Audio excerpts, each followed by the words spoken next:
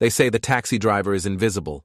Just another face behind the wheel, another pair of hands on the steering wheel, another voice saying, "Where to?" in the endless night. That's exactly how I liked it. Mark Thompson, 39 years old, ex-Special Forces turned cabbie, master of the art of being overlooked. Before we dive deeper into this story, I have one small request. Please subscribe, drop a like, comment, and hit that hype button to boost this channel so more people can discover these incredible Reddit stories. If you'd told me 6 months ago that my wife, Sophia, would be texting another man about how mercenaries will deal with me, I'd have laughed until my ribs cracked. But here I was, sitting in my beat-up Crown Vic at 3 in the morning, reading messages on her phone while she slept off another client dinner that reeked of expensive cologne. The taxi driver doesn't suspect anything, she'd written to someone named Victor. He's too stupid to figure it out. When the time comes, your people can handle him. Your people, mercenaries, handle him. I set the phone down carefully, my hands steady despite the rage building in my chest like a slow-burning fuse. 20 years of military service, 3 tours overseas, and my own wife thought I was just some dumb cabbie who couldn't tie his shoes without help. The house felt different when I walked back inside. Our house, though apparently not for much longer. Everything looked the same. Sophia's law books scattered across the dining table, her expensive heels kicked off by the door, the framed photo of our wedding day where she actually looked happy to be marrying me. But now it all felt like props in a play I hadn't realized I was performing in. I made coffee and sat at the kitchen counter, watching the sunrise paint our suburban street gold. Mrs. Henderson was already out walking her poodle, probably hoping to catch some neighborhood gossip to fuel her morning phone calls. The Johnsons were loading their kids into their SUV for another day of soccer practice and piano lessons. Normal people living normal lives, not planning to destroy their spouses with hired muscle. Sophia stumbled downstairs around 9, looking like $1 million even with bedhead. That's what had attracted me to her initially. She was polished, sophisticated, everything I wasn't. Corporate lawyer, corner office, designer, everything. I'd been the rough-around-the-edges soldier who somehow convinced her to marry me during my brief stint as a security consultant. Back when I had money and prospects and wore suits instead of flannel shirts that smelled like cigarettes and air freshener. "Morning, honey," she said without looking at me, already scrolling through her phone. "I'll be late tonight. Big case." "Another client dinner?" I asked, keeping my voice neutral. She glanced up, something flickering in her eyes. Guilt? Annoyance? "Yes, actually. Victor Castellano is flying in from Chicago. Very important client." Victor, so that was his name. I filed it away with everything else I was learning about my wife's secret life. "Sounds expensive," I said. "He can afford it." She grabbed her travel mug and headed for the door. "Don't wait up." After she left, I sat there for a long time, thinking about invisible men and the things people say when they think nobody's listening. In the military, we'd called it intelligence gathering. In civilian life, it was just paying attention to what was right in front of your face. I called my dispatcher and told him I was taking the day off. Tommy grumbled about short notice, but I'd been driving for his company for 3 years without missing a shift. I had some personal business to attend to. First stop, Big Mike's Security Solutions, a one-man operation run by my old army buddy in a strip mall between a nail salon and a Chinese restaurant. Mike had done well for himself after discharge, building a client base of paranoid executives and cheating spouses who needed electronic solutions to their problems. "Mark Thompson," Mike said when I walked through his door, looking up from a bank of monitors. "What brings you to my fortress of solitude?" "Need some equipment," I said. "And maybe some advice." Mike was 6'4" and built like a refrigerator, with a beard that made him look like a lumberjack who'd discovered technology. He'd saved my life twice in Afghanistan, and I'd returned the favor once in Iraq. That kind of history buys you certain privileges. "What kind of trouble are you in?" he asked. "The kind where my wife thinks I'm too stupid to notice she's planning to have me disappeared." Mike's expression darkened. "Explain." I told him about the messages, about Victor, about Mercenaries. Mike listened without interrupting, occasionally nodding or making notes on a legal pad. "You want surveillance equipment," he said when I finished. "I want to know everything. Who this Victor is, what they're planning, who these mercenaries are, and I want evidence of all of it. What's your endgame here, Mark? Because if you're thinking about doing something stupid, I'm thinking about protecting myself," I said, "and maybe teaching some people that the invisible man sees everything." Mike studied me for a long moment. "You know what your problem is? You've been playing by civilian rules too long. Time to remember who you used to be." He disappeared into the back room and returned with a small case containing voice recorders, GPS trackers, and a few other toys I recognized from our operational days. "Consider it a loan," he said. "But Mark, be careful. Civilian courts don't care about your service record if you cross certain lines." "I'm not planning to cross any lines," I said. "I'm planning to redraw the map." That evening, I was back in my cab, parked outside Sophia's law firm. She emerged at 7:30 with a man I assumed was Victor Castellano. Mid-40s, expensive suit, the kind of confident swagger that comes from never having to worry about money. He held the door of his black Mercedes for her, his hand lingering on her lower back just a little too long. I followed them to Romano's, the kind of upscale Italian place where the wine costs more than my car payment. Through the window, I watched them hold hands across the table, saw him lean in to whisper something that made her laugh. She looked happier than I'd seen her in months. My phone buzzed with a text from Sophia. "Client dinner running long. Don't wait up." I texted back, "No problem. Drive safe." Then I attached one of Mike's GPS trackers to Victor's Mercedes and settled in to wait. The invisible man, gathering intelligence, just like old times. They left the restaurant at 11 and drove to a downtown hotel. Sophia's car stayed in the parking garage until morning. The next few weeks fell into a pattern.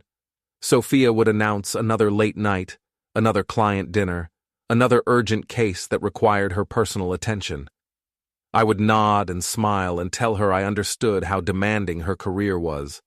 Then I'd follow her electronic trail and document every lie. Victor Castellano, it turned out, was a real estate developer with connections to some questionable people. The kind of man who solved problems with money and pressure, who had never heard the word no applied to anything he wanted, including other men's wives. I was good at being invisible, but I was even better at making other people visible. 20 years of military intelligence training doesn't just disappear because you start driving a taxi for a living. I knew how to watch, how to listen, how to piece together a picture from scattered fragments. The picture that emerged wasn't pretty. Sophia wasn't just having an affair. She was planning to divorce me and take everything we'd built together, the house, the savings, even my military pension, if she could figure out how to get her hands on it. Victor was helping her strategize, providing legal advice and financial backing for what they called the transition. I learned all this from the voice recorder I'd planted in her office, hidden inside a potted plant she never bothered to water. Their conversations were a masterclass in casual cruelty. "He's so pathetic," Sophia said during one particularly enlightening session.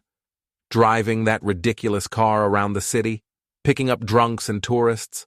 I used to think he had potential, but he's just ordinary." "What attracted you to him in the first place?" Victor asked. "He was different then. Military, you know? There's something appealing about a man in uniform. But now he's just a taxi driver with a few interesting scars." "And after the divorce?" "He'll probably drink in some studio apartment. Honestly, I'm doing him a favor. He's not built for the kind of life I want." The kind of life she wanted. With Victor's money and Victor's connections and Victor's mercenaries to handle any complications that might arise. I started paying closer attention to those mercenaries. 3 men who worked for Victor in various capacities, officially listed as security consultants but clearly comfortable with more hands-on problem-solving. I recognized the type from my overseas deployments, professionals who operated in the gray areas between legal and illegal, who could make problems disappear without leaving fingerprints. Their leader was a man named Yuri Petrov, ex-Russian military with a reputation for efficiency and discretion. The kind of man who could make someone's life very difficult without technically breaking any laws. The other two were muscle, big, intimidating, not particularly bright, but very good at following orders. I was photographing their license plates outside Victor's office building when one of them noticed me. "You got a problem, buddy?" The bigger one asked, walking over to my cab. "Just waiting for a fare," I said, keeping my voice mild and unthreatening. He looked me over, middle-aged guy in a flannel shirt and jeans, nothing special, nothing memorable, the invisible man. "Maybe wait somewhere else," he suggested. "Sure thing," I said, and drove away. But not before I'd gotten what I came for. Names, faces, license plates, patterns of movement, intelligence. That night, Sophia came home earlier than usual, around 10 o'clock. She seemed agitated, pacing around the living room while I watched television. "Everything okay?" I asked. "Fine," she said quickly. "Just work stuff." "Anything I can help with?" She looked at me like I'd offered to perform brain surgery. "I don't think so, Mark. It's complicated legal stuff." "I might be smarter than I look," I said. "I'm sure you are," she replied, but her tone suggested otherwise. Later, after she'd gone to bed, I checked the tracker on her phone. She'd made 3 calls after leaving Victor's office. One to Victor, one to her friend Clara, and one to a number I didn't recognize. I called Mike. "I need you to run a number for me," I said. "Jesus, Mark, it's midnight." "It's important." He sighed but took down the number. "Give me 10 minutes. When he called back, his voice was serious. "That's a burner phone, registered to a shell company that traces back to Petrov's operation. She's talking to them directly now." "Looks like it. Mark, maybe it's time to think about getting out ahead of this. File for divorce yourself, get a lawyer, protect your assets." "I'm not running," I said. "Then what are you doing?" I looked around the house Sophia and I had bought together, at the life we'd built that she was so eager to discard. "I'm reminding some people that invisible doesn't mean powerless." The next morning I made breakfast for both of us, just like I had every morning for the past 5 years. Sophia ate quickly, checking her phone between bites. "I might be out of town for a few days," she said. "Client meeting in Chicago." "Chicago," I repeated. "That's where Victor's from, isn't it?" She froze, coffee cup halfway to her lips. "How do you know about Victor?" "You mentioned him. The important client." "Right." She relaxed slightly. "Yes, it's his city. He's showing me some properties his company is developing." "Sounds like a big opportunity." "It could be life-changing," she said, and for the first time in weeks, she smiled at me, a real smile, not the polite mask she usually wore. Life-changing. Yes, I thought it probably would be. After she left, I called Tommy and told him I needed a few days off. Personal emergency. Then I called Mike. "Time to activate those toys you loaned me," I said. "What's the plan?" "Sophia and Victor are going to Chicago together. They think they're planning my future. Time to show them I've been planning theirs." Mike was quiet for a long moment. "You sure about this, Mark?" "I've never been more sure of anything in my life." "All right," he said. "Let's go to work." Chicago in October was cold and gray, the kind of weather that matched my mood perfectly. I'd driven up in my personal car, a 10-year-old Honda that was even more invisible than my taxi, and checked into a motel 6 blocks from Victor's downtown office building. Sophia thought she was being clever, telling me she was staying at the Palmer House for business meetings. What she didn't know was that I'd been tracking her phone since the day I found those text messages. She was actually staying at Victor's penthouse apartment, playing house with her future husband while planning her current husband's destruction. I spent the first day conducting reconnaissance, relearning the skills that had kept me alive in some very unfriendly places. Victor's building was upscale but not fortress-like, the kind of place that relied on doormen and security cameras rather than actual defensive measures. His penthouse had a terrace that faced the lake, floor-to-ceiling windows, and probably cost more than I'd make in 10 years of driving taxi. The second day, I put Mike's equipment to work. Voice recorders in the restaurant where they had lunch, GPS trackers on both their cars, and a few other surveillance tools that would have made my old commanding officer proud. By evening, I had a complete picture of their activities and their plans. The picture was worse than I'd imagined. They weren't just planning to divorce me and take my assets. They were planning to frame me for domestic abuse, using Victor's mercenary friends to create evidence of threatening behavior. Sophia would get a restraining order, claim she feared for her life, and walk away with everything while I faced criminal charges. The beauty of it, Victor explained during a conversation I recorded over dinner, is that nobody questions an abused wife, especially when her husband is an unstable veteran with combat training. What if he fights the charges? Sophia asked. He won't have the resources, and if he becomes too much of a problem, Yuri can arrange for him to have an accident. Nothing dramatic. Maybe a mugging gone wrong, or a drunk driving incident. You'd really do that? Darling, I've invested too much in our future to let some taxi driver ruin it.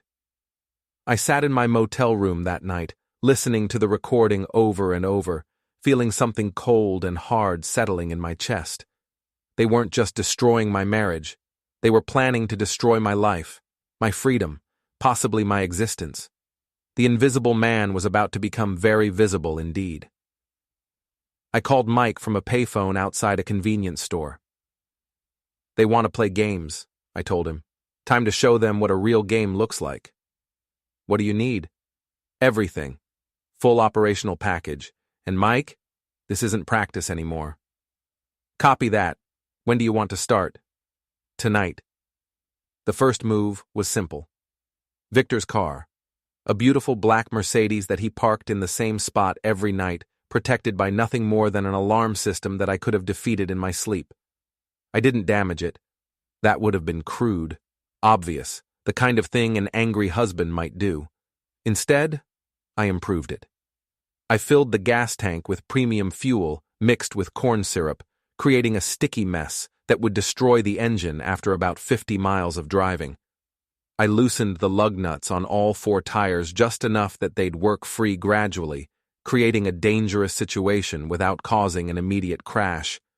And I installed a small device in the exhaust system that would create thick, black smoke and the smell of burning oil. Then I waited. Victor discovered the problems the next morning when he tried to drive Sophia to a breakfast meeting. The car started fine, ran normally for about 10 minutes, then began smoking like a steam engine and making sounds like a dying elephant. He managed to pull over before the wheels fell off, but just barely. I watched from across the street as they stood beside the disabled Mercedes, Victor screaming into his phone while Sophia looked around nervously. 2 very powerful people suddenly feeling very vulnerable.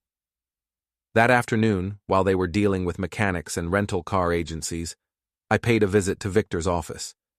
The security was decent, but not military grade, and I'd learned a few things about bypassing civilian systems during my years in the private sector. I planted voice recorders in his conference room and private office, installed software on his computer that would send me copies of all his emails, and left a small gift on his desk, a business card for a taxi company with a handwritten note that said, "Thanks for the ride." The second phase began that evening. Sophia and Victor were having dinner at an expensive steakhouse, no doubt discussing the day's mysterious car troubles. I was 3 tables away, invisible in plain sight, just another middle-aged guy eating alone. "It has to be him," Sophia was saying. "Mark. Somehow he found out." "Impossible," Victor replied. "He's a taxi driver, not a spy. Besides, Yuri's been watching him. He's been driving his regular routes all week, picking up fares, completely normal behavior." What Victor didn't know was that Yuri had been watching the wrong Mark Thompson. Mike had a contact at the taxi company who'd been covering my shifts, using my cab and my radio call sign. As far as anyone knew, I'd never left the city. Maybe we should move up the timeline, Sophia suggested. File the restraining order tomorrow, get him out of the house before he can cause more trouble. Patience, darling. We stick to the plan. Yuri's people will handle the evidence planting this weekend. You file the paperwork Monday morning, and by next week, Mark Thompson will be a very sorry man. I finished my steak and left cash on the table, walking past their booth close enough to hear Victor's cologne and Sophia's nervous laugh. They had no idea the invisible man had been listening to every word. Back at the motel, I called Mike again. Phase 2 complete, I reported. They're accelerating the timeline, this weekend. You ready for Phase 3? I thought about 20 years of military service, about the oath I'd taken to defend against all enemies foreign and domestic, about the woman I'd loved and the life we'd built together. Lock and load, I said. Friday morning, I drove back to the city and went to work. Not driving taxi, I had more important business to attend to. I started with our joint bank accounts, using online access that Sophia had forgotten I possessed. I didn't steal anything or move money illegally. I simply transferred my half of our assets to a new account, following the precise legal procedures that Mike's lawyer contact had outlined for me. By the time Sophia tried to access our savings to pay for her Chicago shopping spree, she discovered that half of our money had evaporated. Her credit cards, which I'd been paying off faithfully for years, were suddenly maxed out when the automatic payments stopped going through. I also made some changes to our joint assets. The house, which was in both our names, suddenly had a lien against it for unpaid contractor work that Mike's construction buddy was happy to document in exchange for a case of beer and some old war stories, legal, binding, and completely unexpected. But the real masterpiece was what I did to Victor's business empire. Remember those email copies I was receiving from his office computer? Victor Castellano wasn't just a real estate developer. He was also involved in some creative accounting practices, tax avoidance schemes, and business partnerships that wouldn't survive close scrutiny from federal investigators. I didn't contact the authorities directly. That would have been traceable back to me. Instead, I created anonymous social media accounts and began sharing Victor's financial documents with investigative journalists, tax reform activists, and federal whistleblower websites. Let the system do what it was designed to do. By Friday afternoon, Victor's phone was ringing constantly with calls from reporters, auditors, and very unhappy business partners. His carefully constructed empire was developing some serious cracks. But I wasn't finished. That evening, I attended a charity gala where Sophia's law firm was hosting a table. She wasn't there, still in Chicago, dealing with Victor's rapidly multiplying problems, but her colleagues were, including her boss, senior partner Richard Hawthorne, and several of her closest work friends. I cleaned up nicely when I made the effort. Dark suit, good shoes, military posture, and the kind of confident smile I'd learned during my brief corporate security days. Nobody looked at me and saw a taxi driver. They saw a successful businessman, the kind of man who belonged at charity galas. Mark Thompson, I introduced myself to Hawthorne. Sophia's husband. She's told me so much about you. Of course. Good to finally meet you. Sophia's in Chicago on business, isn't she? Yes, working with Victor Castellano, very dedicated to her clients. I spent the evening working the room, making conversation, dropping casual comments about Sophia's dedication to Victor, her frequent business trips, her late-night strategy sessions. Nothing accusatory, nothing crude, just the kind of observations that plant seeds in people's minds. She's been working so hard lately, I told her colleague Jennifer. Sometimes I don't see her for days at a time, but I know how important Victor's account is to the firm. Victor Castellano? Jennifer's eyebrows went up slightly. I thought that was just a consultation project. Oh no, much bigger than that. Major development deal, lots of personal attention required. Sophia's really thrown herself into it. By the end of the evening, I'd had similar conversations with 6 different people from Sophia's firm. The invisible man, planting invisible seeds that would grow into very visible problems. Saturday morning brought the first real confrontation. Sophia called me from Chicago, her voice tight with barely controlled anger. "What did you do to our bank accounts?" she demanded. "I protected my assets," I said calmly. Seemed like the prudent thing to do. "You can't just move money around without discussing it with me." "Actually, I can. It's my money too, Sophia. Earned by driving that ridiculous taxi you're so embarrassed by." There was a long pause. "We need to talk when I get back. I'm looking forward to it. And Mark, stay away from my office. Richard mentioned you were asking questions at the charity gala." "Just making conversation. People are curious about your work with Victor. Apparently it's quite the topic of discussion around the firm." Another pause, longer this time. "What's that supposed to mean?" "Nothing at all. Just that people notice things. The invisible man isn't the only one who sees what's happening." She hung up without saying goodbye. Sunday, I put the final pieces in place. I visited 3 different locations around the city, setting up equipment that Mike had provided, creating a network of surveillance and communication tools that would give me eyes and ears wherever I needed them. I also made a few phone calls to people from my military days, reaching out to contacts I hadn't spoken to in years. Not asking for favors, just renewing old friendships, letting them know I was still around, still connected to the community that had shaped me. One of those calls was to Colonel Sarah Martinez, who now worked in military intelligence at the Pentagon. We'd served together in Iraq, where she'd been a captain and I'd been her senior NCO. She'd always said I had a talent for seeing patterns that other people missed. "Mark Thompson," she said when she heard my voice. "I was wondering when you'd surface. How's civilian life treating you?"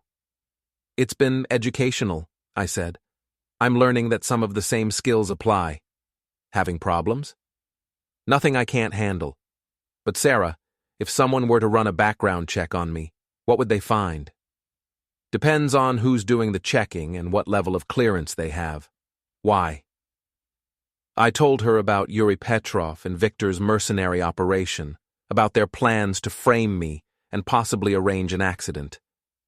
Sarah listened without interrupting, occasionally asking for clarification on names and dates. "Petrov," she said finally. "Russian military, discharged under questionable circumstances, now working private security in the States. We've had our eye on him." "Any particular reason?" "He's been recruiting former military personnel for jobs that exist in legal gray areas. Nothing we can prove, but the pattern is concerning." "What if someone were to provide evidence of illegal activities? That someone would be performing a valuable public service, hypothetically speaking." "Hypothetically," I agreed. "Mark, be careful. These people play for keeps." "So do I said. Monday morning, Sophia returned from Chicago, looking like she'd aged 5 years in a week. Victor's business empire was collapsing under federal investigation. Her own firm was asking uncomfortable questions about her relationship with a client under criminal scrutiny, and her carefully laid plans were falling apart. She found me in the kitchen, making coffee and reading the newspaper like nothing had changed. "We need to talk," she said. "I'm listening. I know you've figured some things out." "Have I?" "Don't play games, Mark. This is serious." I looked up from my newspaper, meeting her eyes for the first time in months. "You're right. It is serious. Conspiracy, fraud, planning to frame someone for domestic abuse. Very serious crimes." Her face went white. "You don't understand. Victor has people, dangerous people. If you interfere with his business..." "You mean Yuri Petrov and his crew? I wouldn't worry about them." "How do you know about Yuri?" I smiled, the kind of smile that had once made enemy combatants very nervous. "Sophia, you married a taxi driver, but you forgot that I used to be something else entirely." Before she could respond, my phone rang. The caller ID showed Mike's number. "It's done," he said when I answered. "All 3 of them are in federal custody. Turns out they had outstanding warrants for activities in 2 other states. What about Victor? His assets are frozen, his business is under investigation, and he's looking at serious prison time. Your wife's boyfriend picked the wrong week to attract federal attention. I hung up and looked at Sophia, who had been listening to every word. Your mercenaries are in jail, I told her. Victor's finished, and you're about to discover what happens when the invisible man decides to become visible. She sank into a chair, her carefully constructed world crumbling around her. What do you want? She asked quietly. Justice, I said, and maybe a little respect. Tuesday evening, Sophia made one last desperate play. She called Victor from our landline, not knowing that I'd been recording all our phone conversations for the past 2 weeks. With his mercenaries in federal custody and his business empire collapsing, Victor was running out of options. But he was also the kind of man who didn't accept defeat gracefully. We need to salvage what we can, Sophia told him. Cut our losses and disappear. Not without dealing with your husband first, Victor replied, his voice tight with rage. He's destroyed everything I've built. I'm not walking away until he pays for that. Victor, be reasonable. The feds are watching you. Your people are in jail. I still have resources. Friends who owe me favors. Your husband thinks he's clever, but he's still just a taxi driver who got lucky. I listened to the entire conversation from my workshop in the garage, where I'd been preparing for exactly this scenario. Victor was coming, probably tonight, and he was bringing whatever muscle he could scrape together. The kind of desperate, violent confrontation I'd been expecting since this whole thing started. The invisible man was about to have some very visible visitors. I called Mike first. They're making their move tonight, I told him. Victor and whatever crew he can put together. You want backup? Negative. This is personal. But if you don't hear from me by morning, I'll burn their world down, Mike promised. You sure about this, Mark? I've been sure since the day I read those text messages. Time to finish it. Next, I called Colonel Martinez. Sarah, it's Mark. Things are about to get interesting here. If something happens to me tonight, there's a package of evidence in my safety deposit box that needs to get to the right people. Mark, what are you planning? I'm planning to survive, but just in case. Do you need official assistance? Not yet, but keep your phone on. The last call was to Tommy at the taxi company. If anyone asks, I've been driving my regular shift all week. You've got logs to prove it. Mark, what kind of trouble are you in? The kind that ends tonight one way or another. I spent the next 2 hours preparing my house for siege. 20 years of military experience had taught me a lot about defensive positions, improvised weapons, and psychological warfare. My suburban home might not look like much, but by the time I was finished with it, it was going to be a very unpleasant place for uninvited guests. Motion sensors in the yard, connected to floodlights and sirens, tripwires attached to paint bombs and flashbangs, slippery oil spread across the driveway and front steps, security cameras linked to a live stream that would broadcast everything to social media and local news stations. If Victor wanted a confrontation, he was going to get one. But it would be on my terms, in my territory, with the whole world watching. They arrived at 11:30 p.m., 3 cars full of men who thought they were coming to intimidate a frightened taxi driver. Victor's rented Mercedes led the convoy, followed by 2 SUVs containing what looked like professional muscle. 6 men total, all armed, all confident that they had overwhelming superiority. They were about to learn the difference between confidence and competence. The first car triggered the motion sensors when it turned into my driveway, flooding the entire front yard with blazing white light and setting off air horns that could be heard 6 blocks away. The driver, temporarily blinded, hit the oil slick and slid sideways into my mailbox. The second SUV tried to avoid the oil but drove straight into a tripwire that released a paint bomb, covering their windshield with bright red paint and forcing them to stop. The third vehicle made it to my front door but found the steps too slippery to climb safely. By this time, lights were coming on in houses throughout the neighborhood, and my security cameras were broadcasting everything live to Facebook, Twitter, and YouTube. The Invisible Man's final confrontation was becoming very public very quickly.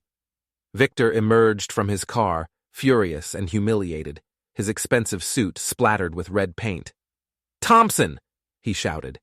"Get out here and face me like a man!" I stepped onto my front porch, wearing jeans and a flannel shirt, looking like exactly what I was supposed to be, a middle-aged taxi driver who was in way over his head, the performance of a lifetime. "Evening, Victor," I called out. "Bit late for a social visit, isn't it?" "You destroyed my business, you bastard. Cost me millions." "I just shared some information with people who were interested. Free market capitalism at work." He pulled a gun from his jacket, a chrome-plated pistol that looked expensive and intimidating. His muscle followed suit, 6 weapons pointed at one man standing alone on his porch. "Last chance, Thompson. Walk away from this, disappear, and maybe you live through the night." I smiled, the same cold smile I'd perfected during interrogations in Iraq. "Victor, you made 2 mistakes. First, you underestimated the taxi driver. Second, you forgot that I used to be something else." "What the hell does that mean?" Instead of answering, I lifted my shirt sleeve, revealing the tattoo on my forearm. A simple design that most people wouldn't recognize, but that would mean everything to someone with military experience. One of Victor's men, a younger guy with the bearing of ex-military, saw the tattoo and went pale. "Boss," he said urgently. "Boss, we need to leave. Right now." "What are you talking about?" "That tattoo. It's Delta Force, Tier 1 operations. This guy isn't a taxi driver. He's a goddamn special operations veteran." "So what? There's 6 of us and 1 of him."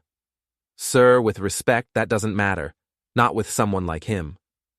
But Victor was beyond reason, driven by rage and humiliation. He raised his gun, pointing it directly at my chest. "I don't care what you used to be. You're just a—" He never finished the sentence. The tripwire he'd stepped on while gesturing released a flashbang grenade that exploded 3 feet from his position, temporarily blinding and deafening everyone in the front yard. In the confusion that followed, I activated the sprinkler system I'd modified to spray a mixture of water and industrial lubricant, turning my entire front yard into a slippery, chaotic mess. What happened next was 20 years of military training compressed into 90 seconds of controlled violence. I moved through Victor's crew like a ghost, using non-lethal techniques to disable them one by one. Pressure points that caused temporary paralysis, joint locks that forced them to drop their weapons, psychological tactics that turned their confusion into panic. Within 3 minutes, all 6 men were on the ground, disarmed and restrained with zip ties I'd placed strategically around the property. Victor himself was sitting on my front steps, his expensive suit ruined, his chrome pistol in pieces, looking like a man who'd just discovered that the universe didn't revolve around him after all. The whole thing had been broadcast live to thousands of viewers, recorded by security cameras, and witnessed by half my neighborhood. The Invisible Man's moment of visibility was being shared, liked, and commented on across social media. Police sirens were approaching from 3 different directions. "The thing about being invisible," I told Victor as we waited for the authorities to arrive, "is that people forget you're always watching, always listening, always learning. You spent weeks planning to destroy me, but you never bothered to find out who I really was." "You're just a taxi driver," he said weakly. "I'm a taxi driver now, but I used to hunt people like you for a living. And Victor, once you learn those skills, you never really forget them." Sophia appeared in the doorway behind me, staring at the scene in her front yard with a mixture of horror and amazement. "Mark," she said quietly, "I never knew." "You never asked," I replied. "You saw what you wanted to see. A simple man with a simple job not worth your time or attention.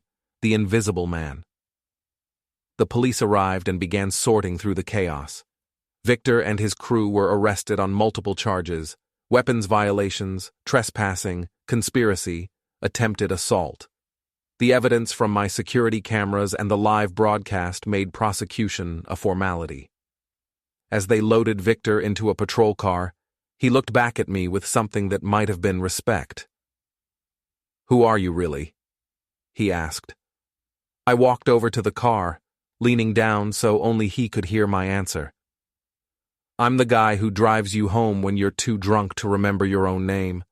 I'm the guy who knows which hotels the married businessmen visit, which lawyers meet their clients in parking garages, which politicians' wives have standing appointments they don't want their husbands to know about. I'm invisible, Victor, but invisible doesn't mean powerless."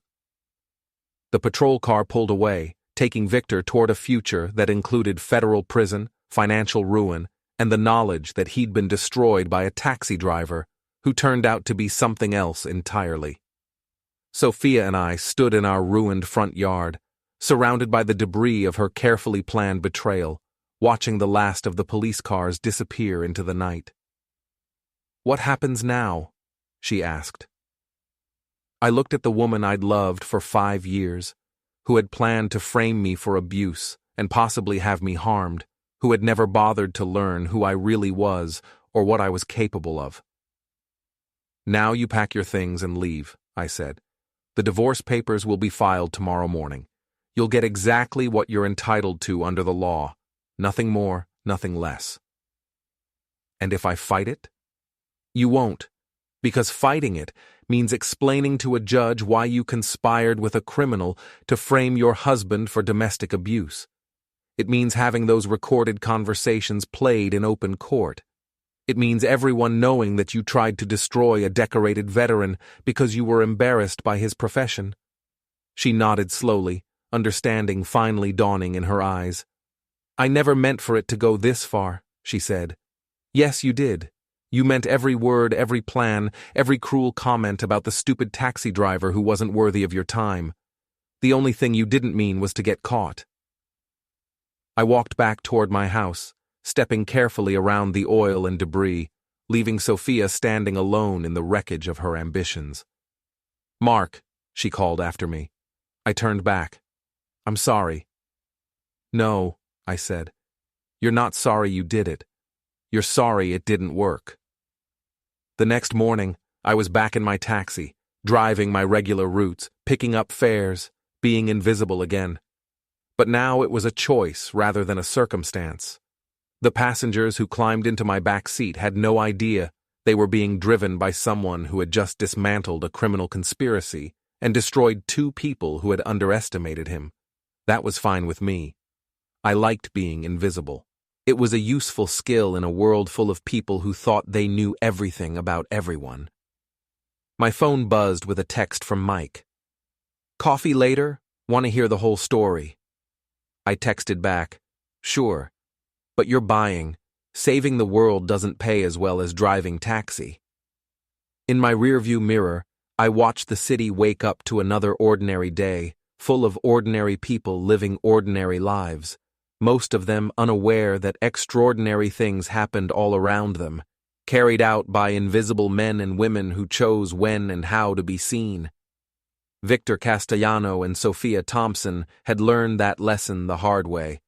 They'd discovered that the invisible man sees everything, remembers everything, and when pushed far enough, can make the whole world watch, while he demonstrates the difference between being overlooked and being powerless. It was, I reflected as I drove toward my next fare, a lesson worth teaching.